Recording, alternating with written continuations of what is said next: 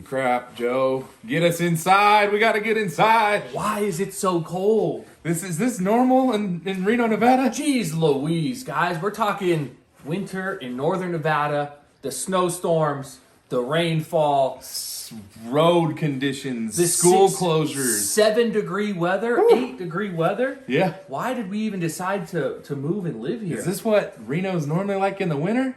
Man, those are all great questions. Stay tuned and find out. Stay tuned.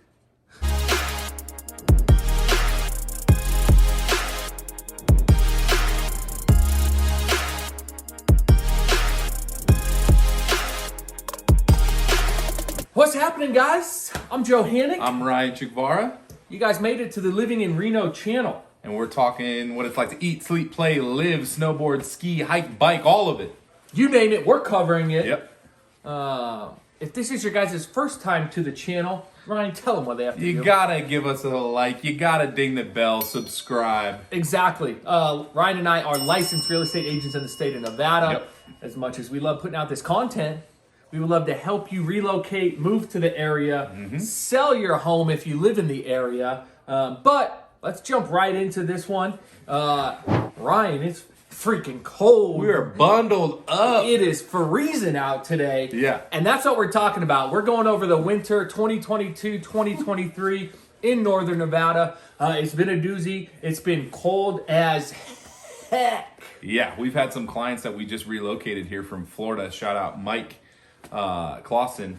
And yeah, they were basically the first day they moved in there like, is it always like this? And we have to promise people it's not always like this. We got a winter this year. Exactly. We've had quite the winter so far. And we let's just talk some statistics. Yeah. As far as let's talk New Year's Day. Yeah. We'll start right there, right? Let's go with that. So, or no, it was December 31st. So going into New Year's. So it was kind of a combination of both there. New Year's Eve. 9 inches of snowfall at the airport, which was the third most precipitation in the month of December that we've ever seen in a single day. Definitely. Yeah. It was dumping snow. I wish I was up, at the ski resort, shredding on the mountain. Instead, I was helping a client of mine move from his house in South Reno to his new home that he purchased. Yeah. We had a U-Haul in rear-wheel drive in the snow. It was chaotic. It was nuts. The things that we do for our clients. Yep. Shout out Tanner. But that was insane, and we just got so much snow in one day. A lot of fun. Obviously, it's a little bit inconvenient when you're trying to move around, though. Yeah. So just monthly averages, since we're just talking December, January, February, we're talking those winter months. Highs of 38, lows of 24 in December. January, highs of 39, lows of 24. February, highs of 41, lows of 26. So those are just the averages. Wanted to go into recently we are bundled up. Yeah. Last night, the low was 7? Yeah. And that was from like 7 degrees. 7. Yeah, 7 degrees. Single digits. Yeah, that was like 4 a.m. to like 7 a.m. this morning. It was like 7 degrees. And it was freezing. And so obviously with an average of 24 degrees as a low in January, touching that 7 degrees is chilly. And we've touched, I wouldn't say single digits, but we've been in the teens a couple times already this year, I would say. We've had about a week stretch where we were in that like 16 degree and then all the way to the low of like 7 degrees at night. And so with those lows, obviously you're not out and about typically at 4 a.m. But I was telling Joe, taking the trash out the other day, just going to the spot across the street, I'm like, hands were freezing. I'm like, I didn't realize I needed gloves to take the trash out. But rookie. Yeah. This guy's a rookie. See, that's somebody from Nevada. He doesn't know. Yeah. So with how crazy this winter has already kind of been, somebody who's grown up here, just not used to that low of a temp. And it hasn't happened too with this much snow in like a decade. We've been getting dumped on. But with these colder temperatures, right, on typically, if you look back at some of our other videos, we talk about getting an inch here, an inch there, and then it melts off by noon.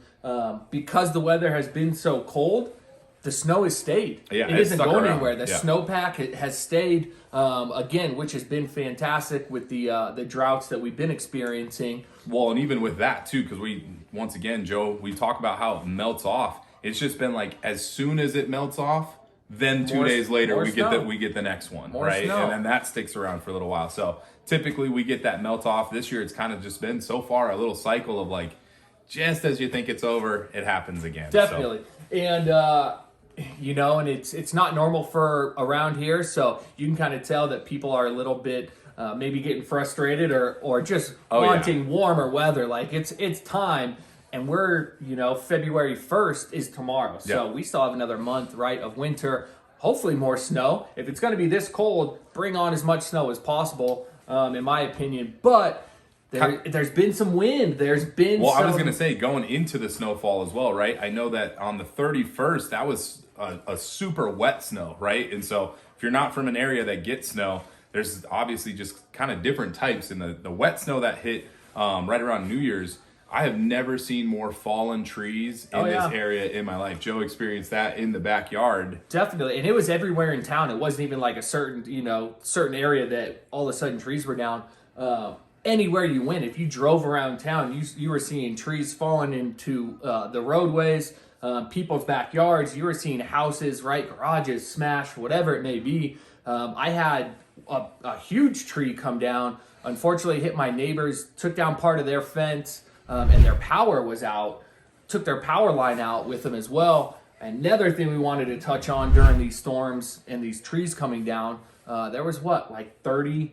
So in just Washoe County, I think for a period of time, I think Joe said you were without power for about an hour. Yeah. Some people had some kind of sporadic outages, but in general, there were 17,500 people in Washoe County without power for a period of time. Like I said, it wasn't a full day necessarily. Yeah, and we were heading,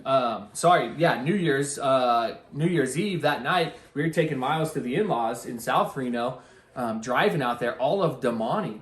The power was out, so we got off the exit there and just see nothing but just dark.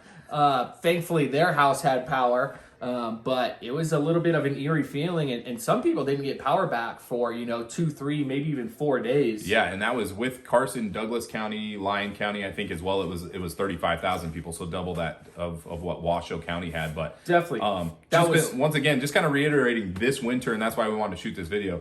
A little bit crazy. This is not sort of the norm. And then going back into the snow, right? So that's super wet snow, and we'll try and get a picture up too. That where I grew up in Carson, the elementary school across the street had a big tree right in the middle of this field. Thing split in half. My buddy sent me a picture of it, and that tree has been there my entire life, split directly in half. That's crazy. Yeah, the wind that was coming with how heavy the snow was, how cold it was was kind of the perfect storm. Oh, look at this guy over here. So going on to the other type of snow that we've seen, though, that's fantastic for the area is sort of like a super, super light powdery snow that packs really easily. Great snowballs. Great snowballs and great skiing, snowboarding. Yeah. I'm not a skier, snowboarder. I've got my in-laws are trying to get me out and get into it, but they've gone out a number of times over the last couple of weeks and have just raved about how amazing the ski resorts are right now. And we were able to get up too after Christmas up to Heavenly with the family. A little bit of a staycation up there for us. The snow was great. Heavenly is just fantastic. If you guys haven't been up there, we've shot a video up there, our South Lake Tahoe video. So check that one out. So many different things to do, whether you're into skiing or not. Restaurants, shops, things like that. We had an absolute blast. But as far as the mountain that has taken the record with snow and does year after year, it's just the peak up there, right? Is our local mountain, dude. Good old Mount Rose. Yeah, and so we've got some stats for you there, right? So Heavenly had 111 inches. At their base. Yeah, and that's the snowpack, right? Yep. So after all that gets packed down. But Mount Rose, 259 inches of snowpack, right? So it's just some of the numbers that we're seeing in the snow heights and the amount of snowfall has just been crazy. And the Palisades, right? Or what used to be Squaw previously. Is a measly 62 inches out there. So not quite as much out that way, but still just wild. Still good skiing out that way. And that's all from snow.com. These aren't our numbers. So on the snow.com. As far as road conditions too, I-80 right has been closed. I want to say half a dozen times this year already. Yeah. So if you ever are planning a trip, make sure you're checking road conditions if you're using I-80 and coming over from California. But in town, road conditions, when we've been getting this much snow, it's been so hard to manage, I would say, for the city, that they're not coming into developments and neighborhoods. They're hitting the main roads, and that's it. Yeah. And so when we did get that huge snowfall on New Year's Eve, if you didn't have four-wheel or all-wheel drive or good time, like you couldn't even get out of your neighborhood because you had almost a foot of snow.